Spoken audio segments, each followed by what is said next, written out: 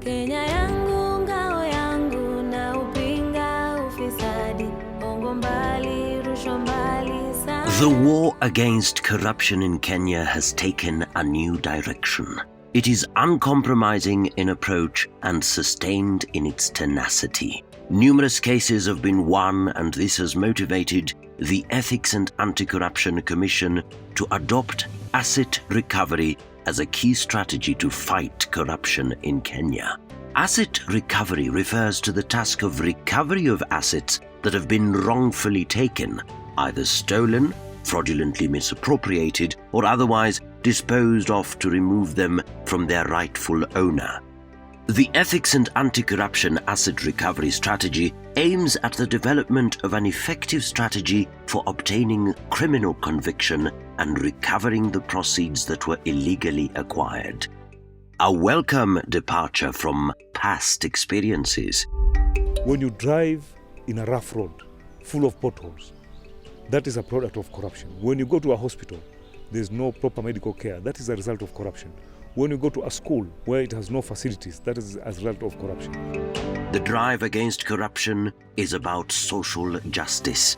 And social justice is concerned with the just relationship between individuals and their society, often considering how privileges, opportunities, and wealth ought to be distributed among individuals. But now, things are changing. The Ethics and Anti-Corruption Commission, EACC, is determined to not only pursue retributive justice for the corrupt, but it has also focused on restorative justice. The main desire of corruption is to accumulate wealth. So what we do, our priority is now to go and take back that wealth that we have acquired illegally back to the government or back to the public. We have an intelligence production department at the Commission. Their job basically is to identify corruptly acquired assets or money, assets being also money, that have either been corruptly acquired or are about to be corruptly acquired. We identify what you have accumulated or what you have grabbed, and we take you through a process.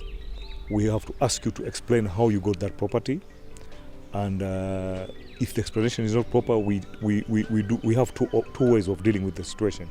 One, we take you to court, but before we take you to court, we request you either to accept an ADR, what you call an alternative dispute resolution, whereby we take you through a process and you surrender that property or you surrender that wealth, and it goes back to the public. The asset recovery agenda is a multi-agency undertaking. We have had a wonderful achievement of our work in the fight against corruption by working under the multi-agency team. That is the DPP's office, the KRA, the DCI, and even the judiciary. That these factors that brings these people together makes our work efficient. The corrupt in Kenya mainly target public land and money. EACC has made strides in the recovery of both types of fraudulent assets. This is Uhuru Gardens, Mombasa City. It had been grabbed by a private developer. This is one of the property that was recovered by Ethics and Anti-Corruption Commission. It is valued at 620 million current market rate. This is part of the judiciary land. As you can see, we are Kisumu Judiciary Law Courts. Ethics and Anti-Corruption Commission recovered this parcel of land and part of where the building is, and the other parcel behind this building, both belonging to the judiciary. The value of this property is around 830 million shillings. And through a court process, we were able to recover this land. We have recovered 27 government houses valued at 157.8 million shillings. The plots behind me has been recovered by the commission. It had been made a private parking lot where citizens were paying parking to that person, and the parcel is valued at Kenya shillings 150 million. I'm studying at Nganjoni dispensary compound, and this is a property that has been illegally alienated by a private developer. The property currently is valued beyond 60 million shillings. We were able to recover this particular parcel of land, which is now going to be reverted back to the rightful owner, who is government, and more so the people of Malindi, who are going to be direct beneficiaries, and roughly goes for around a market value of 60 million shillings. Our process of investigation led us to recover approximately quarter an acre through the alternative dispute resolution, measuring approximately 8 million shillings. The land is in section 58. It was reserved for construction of a primary school. We are here at Taifa Park. As you can see, this is one of the properties Ethics and Anti-Corruption Commission has recovered. It's worth around 370 million shillings. We are at Ngei Estate, Nakuru. Here the commission recovered 3 houses and parcels of land. The 3 properties are cumulatively valued at a price of Kenya shillings 39.2 million. I'm standing on a public access road to the seafront in Chanzu. This road that stretches for around 300 meters had been hived off for private use. Where I'm standing now is a public land which belongs to Malindi Marine National Reserve. The land parcel here is about half an acre, and the market price, the current price is 40 million shillings, and currently the land has been reverted back to Marine National Reserve. We have made a recovery of 825.65 hectares of land for the research from various individuals. That land is worth 8.67 billion shillings. This piece of land measuring about 2 acres is the property of KWS. They used to have access all the way to the road, but sometimes back in 2010, this place was grabbed by private developers. The estimated value then was 250 million. The court granted us our wish, and finally this reverted to KWS. The Commission has also recovered 4.9 acres of land belonging to the University of Nairobi, valued at 2 billion shillings.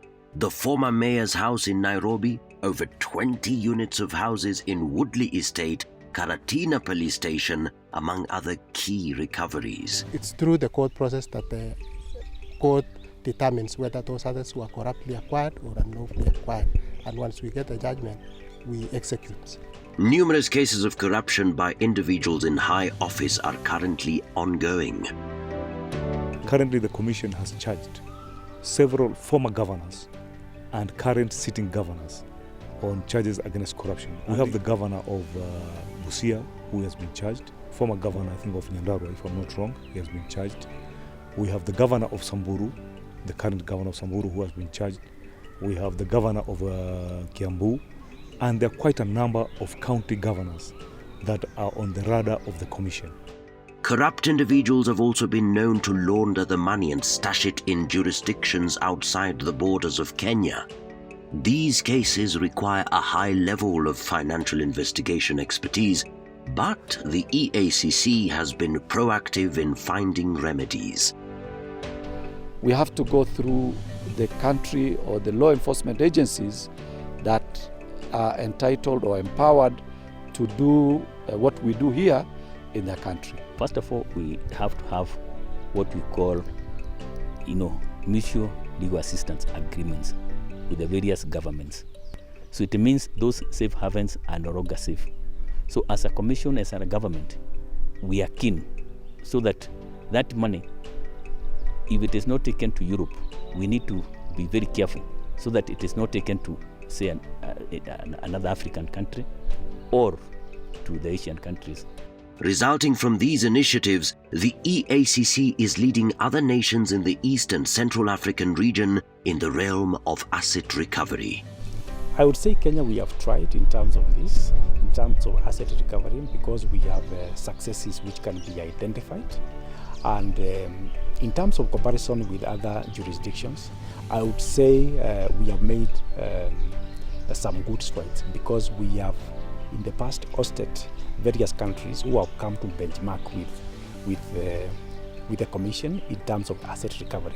And that gives us an indication that we are doing something which probably we are ahead of other countries. EACC has developed a process that is optional to corruption culprits, that is faster, ensures privacy, yet leads to the attainment of the objective of asset recovery. Well, in the process of court proceedings, parties may hope to negotiate, and the law allows, and even the Constitution allows the Commission to engage in alternative dispute resolution mechanisms. ADR, what you call the alternative dispute resolution, it works. It's an alternative to the lengthy judicial process that people are taken to court, and it takes a long time for a case to be determined.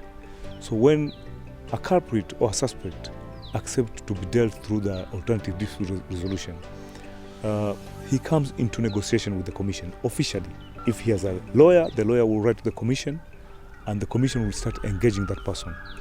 And he will sign some consent accepting that he is willing to surrender if it is a piece of land or if it is ill-acquired wealth, and the Commission recovers that property, or if it is money.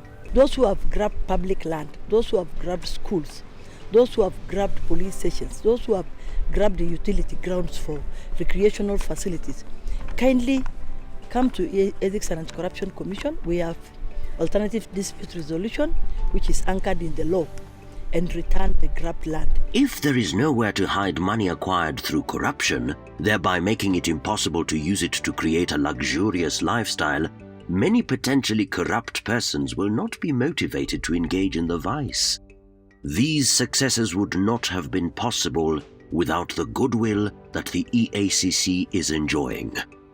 I would just wish that that political will gets sustained, that even as we proceed on to 2022, this political climate is not disturbed, because that's very crucial. All these efforts notwithstanding, they would be rendered ineffective without the cooperation of the judiciary. In the past, Kenyans have been treated to high drama in the courts with regard to suspected corruption without convictions or asset recoveries. The asset recovery agenda comes with its own unique set of challenges. We operate under a very constrained condition in terms of human capacity, in terms of budget. Even those cases that we have done informal enforcement, they take time to be sorted out, and it has a backlash from the public that they don't expect quick results. They don't see quick results. They expect very fast results. To them, if you are arrested today, they want you to be convicted tomorrow, and the third day you are actually serving a jail term, which is not the case.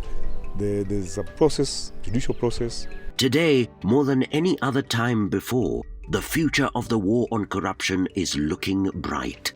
Kenyans have shed off their admiration of corrupt people, instead labeling them the charlatans that they are.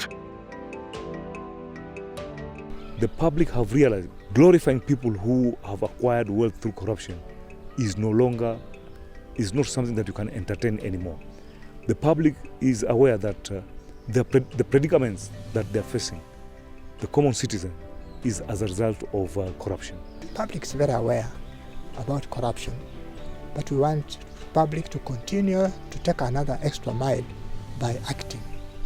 If they see corruption, they don't glorify the people who steal, they report it, and basically they can also say no in their individual capacities. The narrative on the war against corruption is changing, and the Assets Recovery Initiative has been central in turning the tide. Patriotic Kenyans of goodwill are determined to bring this vice to an end, determined also to inspire the citizens of Kenya to once more believe in the power of good over evil and in the spirit of a better Kenya.